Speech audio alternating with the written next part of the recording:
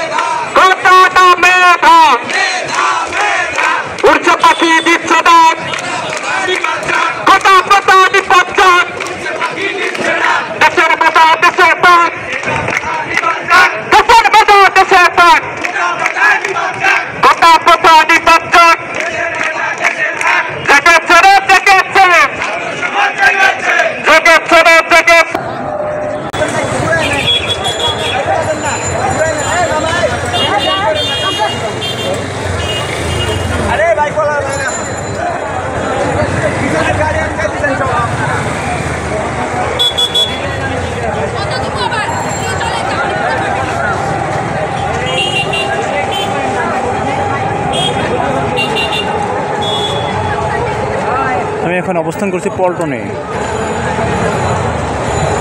আমরা এখানে কোটা বিরুদ্ধে আন্দোলন করতেছি। কোটা বিরুদ্ধে বলতে কি 2018 সালে যে পরিবর্তন জারি হয়েছিল সেখানে কোটা 100% বাতিল করা হয়েছিল, কিন্তু আসলে তখনকার স্টুডেন্ট চায় না যে কোটাটা বাতিল হোক। কারণ কিছু না কিছু মানুষের কোটা দরকার আছে, যেমন হচ্ছে নৃতাত্ত্বিক গোষ্ঠী যারা উপজাতি পাহাড়ে থাকে তাদের জন্য কোটা দরকার আছে, আবার যারা হচ্ছে প্রতিবন্ধী এদের জন্য কোটা দরকার আছে। তো বাকি এই যে 56% কোটা 100 জনের মধ্যে, এটার কোনো দরকার নাই। মুক্তিযুদ্ধ কোটা অবশ্যই তারা আমাদের বীর, মুক্তিযোদ্ধারা বীর না, কিন্তু তাই বলে 53 বছর বয়সী তাদের কোটা দিতে হবে 30%, এর মানে হয় না। আপনি কি স্টুডেন্ট? আমি স্টুডেন্ট, আমি ঢাকা ইউনিভার্সিটি।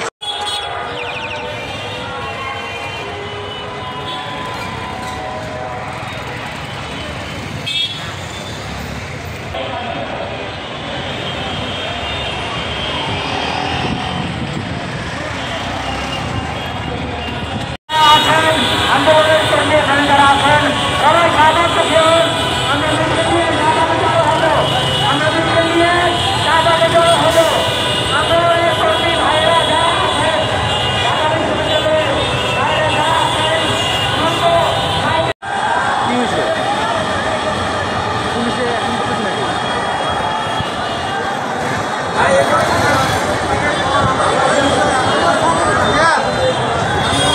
পুলিশ চাপ আসতেছে।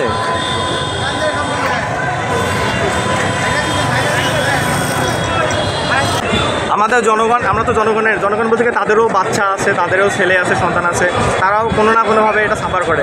তো আমরা চাই তারা আমাদের পাশে থাকুক, আমাদের পক্ষে কথা বলুক, আমাদের সমর্থন দেব। ওকে, ধন্যবাদ।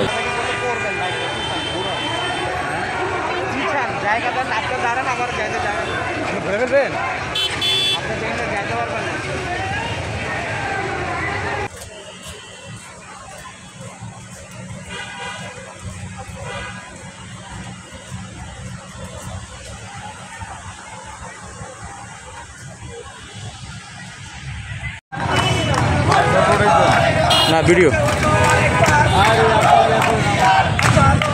ঠিক আছে, হ্যাঁ ঠিক আছে, যান।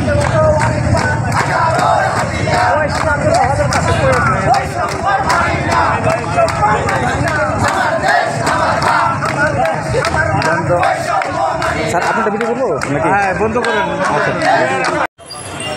প্রতিদিন রাত 8টার পর কর্মসূচি প্রত্যাহার করা হয়, ফলে যান চলাচল স্বাভাবিক হয়।